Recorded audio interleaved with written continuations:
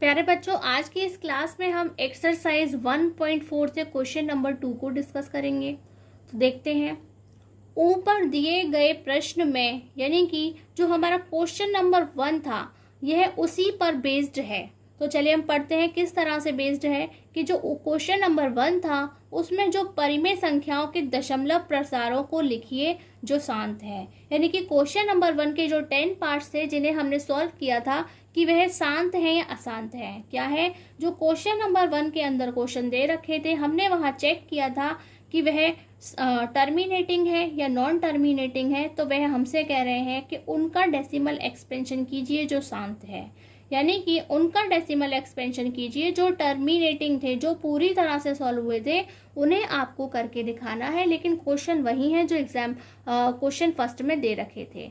तो प्यारे बच्चों, हम आपको बता देते हैं कि क्वेश्चन फर्स्ट के अंदर 10 पार्ट्स थे, जिनमें से यहाँ पे 6 पार्ट ऐसे हैं जो कि क्या है, टर्मिनेटिंग है। क्या है, जिनका डेसिमल एक्सपेंशन टर्मिनेटिंग है, यानी कि उनका दशमलव प्रसार शांत है। तो हमने आपको ये पूरे 6 क्वेश्चन बता दिए हैं कि 6 क्वेश्चन वहां पर इस तरीके के हैं, जिसमें से प्यारे बच्चों जब हमने आपको थ्योरम नंबर 1.5 कराई थी, कौन सी थ्योरम नंबर 1.5 हमने आपको कराई थी, तो हम ये वाले एग्जाम्पल का एक्सपेंशन आपको वहां पे बता चुके हैं।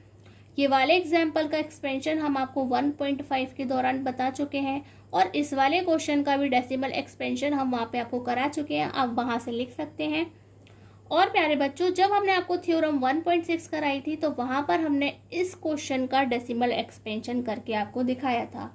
देन यहाँ पे 2 क्वेश्चंस बचते हैं जिनका डेसिमल एक्सपेंशन हम आपको करना सिखाएंगे। वैसे हम आपको एक ही कराते, लेकिन ये काफी बड़ा है, आपको लगेगा मैम ने बड़ा क्वेश्चन नहीं कराया, छोटा वाला कराया है, इसलिए दोनों ही हम आपको करना सिखाएंगे। तो चलिए स्टार्ट करते हैं। और प्यारे बच्चों, एक बात आप अच्छे से क्लियर कर लीजिए कि यदि आपने थ्योरम 1.5, 1.6 और 1.7 को नहीं पढ़ा है तो एक्सरसाइज 1.4 आपको ठीक से समझ में नहीं आएगी, यानी कि जो आपके बेसिक कॉन्सेप्ट हैं वह क्लियर नहीं हो पाएंगे। तो चलिए प्यारे बच्चों, हम अपना पहला क्वेश्चन नंबर 1 देख लेते हैं जो हमारा फर्स्ट पार्ट है। तो हमें 3125 का टेबल 13 के लिए पढ़ना है। तो बहुत ही केयरफुली आपको यह काम करना है क्योंकि काफ़ी लंबी और डिटेल्ड कैलकुलेशन होने वाली है। तो ये है हमारा 13। तो जैसा कि प्यारे बच्चों आप जानते हैं 13 के लिए इतने बड़े टेबल को नहीं पढ़ा जा सकता, तो सबसे पहले हम 0 लगा के क्या लिखेंगे, पॉइंट, यानी कि डेसिमल लगाएंगे, दशमलव लगाएंगे, जिसकी वजह से यहाँ पे 1 0 बढ़ जाता है। पर प्यारे बच्चों 1 0 बढ़ जाने के बाद भी हम ये वाली टेबल नहीं पढ़ सकते हैं। इट मीन्स कि 0 टाइम्स जाएगा। कितने टाइम्स जाएगा, 0 टाइम्स वह जाएगा। देन हम उसके बाद बता सकते हैं कि अब हम 1 0 और बढ़ा सकते हैं, लेकिन 1 0 बढ़ाने के बावजूद भी है नंबर छोटा है और ये नंबर बड़ा है, अब भी हम टेबल नहीं पढ़ सकते हैं।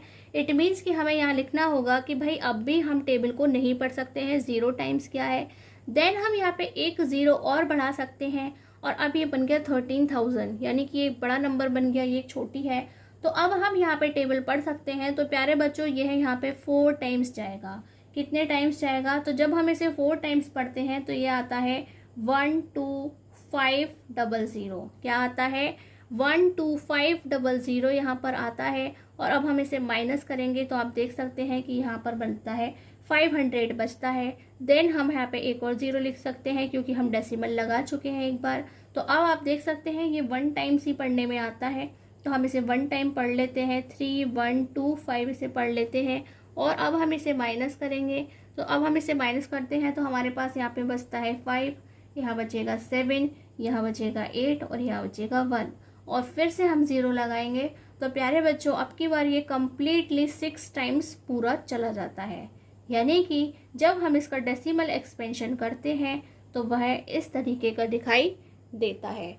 तो यदि आपको इसका आंसर लिख के दिखाना होगा तो आप उसे किस तरीके से लिख कर दिखाएंगे, this upon this is equal to 0.00416।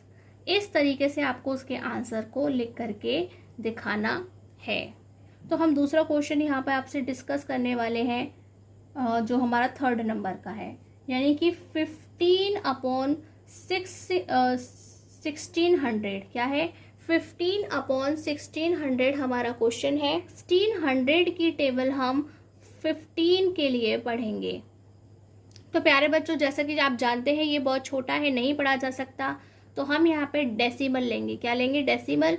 और हमने इस तरह से लिख लिया डेसिमल। और अब हम देखते हैं, अब भी यह बहुत छोटा है, एक भी बार नहीं जाएगा, तो एक भी बार ना जाने के लिए हम 0 लिखेंगे। देन हम फिर से 0 लिख सकते हैं, लेकिन अब भी यह छोटा है, यह बड़ा है, एक बार भी नहीं जाएगा, हम यहाँ पे 0 लिख देते हैं। और अब हम यहाँ पे फाइनली एक 0 और लिख सकते हैं।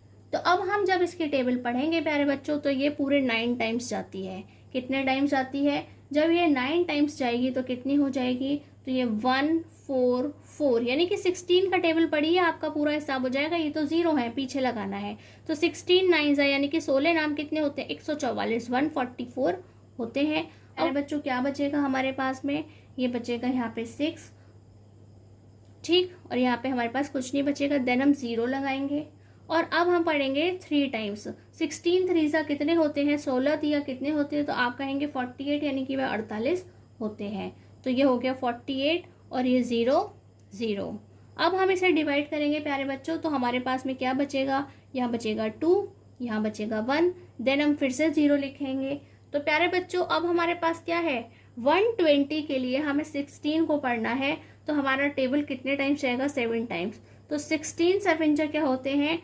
112, यानी कि 112 होते हैं। 16 7 112 होते हैं। तो इस तरह से हम फिर से डिवाइड करते हैं, तो हमारे पास यहाँ पे बचता है 8, यहाँ कुछ नहीं बचेगा। फिर हम फिर से 0 लेंगे, तो 16 5 80 होते हैं, यानी कि 16 5 80 होते हैं। तो जैसे ही हम इसे इस बार करते हैं तो वह परमानेंटली सॉल्व हो जाता है। क्या हो जाता है? परमानेंटली आपको सॉल्व देखने के लिए मिलता है। तो हम अपने एक्सपेंशन को किस तरह से लिखकर दिखाएंगे? तो आप यहाँ पे लिखकर दिखा सकते हैं, this upon this is equal to 0.009375, और यही आपका आंसर है। तो इस तरह से बड़ी ही आसानी से हमने अपने क्वेश्चन नंबर 2 को डिस्कस कर लिया है। यदि अभी भी आपको कोई डाउट है तो आप हमसे कमेंट बॉक्स में पूछ सकते हैं। आज की क्लास में बस इतना ही। नमस्कार, धन्यवाद।